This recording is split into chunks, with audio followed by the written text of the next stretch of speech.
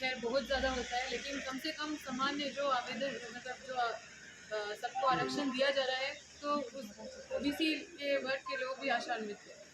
अभी हमारी सरकार पहली बार, जब भी सरकार का गठन हुआ है, जो भी सरकारें आई हैं, लेकिन ओबीसी का बस वोट बैंक का राजनीति करने का काम किया। हमारी सरकार इसको लागू करने के लिए अपने मैनिफेस्टो में, कांग्रेस पार्टी का ये मेन एजेंडा था अपने मैनिफेस्टो का कि ओबीसी को आरक्षण देना हमारा प्राथमिकता है और इसको सुनिश्चित करेंगे। तो इस क्रम में 9वीं अनुसूची में हमारी सरकार ओबीसी आरक्षण को भेजी। हमने अपना मंतव्य दिया था कि 9वीं अनुसूची में ना भेजकर इसको विधानसभा से सीधा पारित करा दिया जाए। जिस तरह से ईडब्ल्यूएस को भी सीधा बिना 9वीं अनुसूची में भेजे लोकसभा से पारित कराया गया। और सिर्फ एक ही स्टेट है तमिलनाडु जो कि 9वीं अनुसूची में शामिल हुआ है, वो भी 90 के दशक में। उसके बाद भी आरक्षण के रूप में मतलब बहुत सारे राज्य संघर्ष किए। अभी देखिए दूसरे राज्य भी जाति जनगणना करा रहे हैं, तो उसी के तर्ज पे अभी हम चाहते हैं कि यहाँ पे सबसे ज़रूरी है जाति जनगणना होना, ओबीसी जनगणना मतलब कास्ट सेंसस या ओबीसी सेंसस होना ज़रूरी है, ताकि हम ये जस्टिफाई कर सके कि कितने यहाँ पे संख्या है ओबीसी के और कितने सालों से यहाँ पे वंचित है, हर आरक्षण से वंचित है। ओबीसी पिछड़ा वर्ग है जो आज भी पिछड़ा और आर्थिक रूप से, शैक्षणिक रूप से, सामाजिक रूप से पिछड़ा है। उसको जिस तरह से हमारे संविधान का संस्कृति है कि हर पिछड़े और दलित या दबे कुचले लोगों को, हम लोगों को आगे बढ़ाने का काम करना है, हर रूप से आगे बढ़ाने का काम करना है। लेकिन और ये सरकार, ये राज्य की जिम्मेदारी होती है। तो इस क्रम में हमने राज्य सरकार से सदन के माध्यम से मांग भी किया है कि हर हाल में, क्योंकि सरकार अपनी कदम बढ़ाई है 9वीं अनुसूची में डाल के, लेकिन हमें ये आशंका है कि ये 9वीं सूची में भेजने के बाद भी इसका कोई गारंटी नहीं है कि ओबीसी को आरक्षण मिलेगा कि नहीं मिलेगा। हालांकि बहुत सारे जो लीडर्स हैं, जो सरकार में हमारे जो विधायक या मंत्री या माननीय मुख्यमंत्री जी हैं, वो आशान्वित है कि हम लोग दबाव डालेंगे बीजेपी सांसदों को और उनको बोलेंगे कि आप इस पे दबाव डाल के, तभी इस तरह का मंशा है। पार्टी भी कह रही है कि हम इस पे वर्क कर रहे हैं, 9वीं अनुसूची में भेजें, वहाँ पे आगे का हमारा जो है सांसदों को हम दबाव बनाएंगे, उनके साथ जो भी प्रक्रिया में हमें शामिल होना होगा उसमें जाएंगे।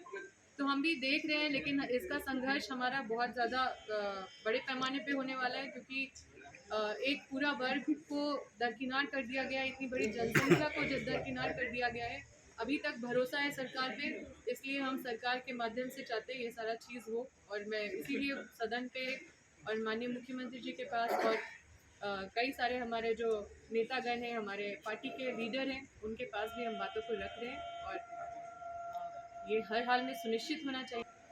लोग यहाँ पे इसलिए आते हैं ताकि वो लोगों का रास्ता निकाल सके या उसको न्याय सुनिश्चित कर सके। हम जब तक यहाँ पे और मजबूत होंगे, वहाँ उतना ही मजबूती के साथ लोगों का बात रख पाएंगे। इसलिए मैं संघर्ष करने के लिए तैयार हूँ और किसी भी हद तक मुझे जाना पड़े इस संघर्ष में मैं जाऊँगी, क्योंकि मैं लगातार ही बहुत सारे जिलों में मैंने महासम्मेलन किया है ओबीसी के, मतलब गुमला भी गई हूँ, हमारा हजारीबाग जिला हो, रामगढ़ जिला हो, और भी कई सारे जिला हम लोग गए हैं और वहाँ पे महासम्मेलन कराए हैं।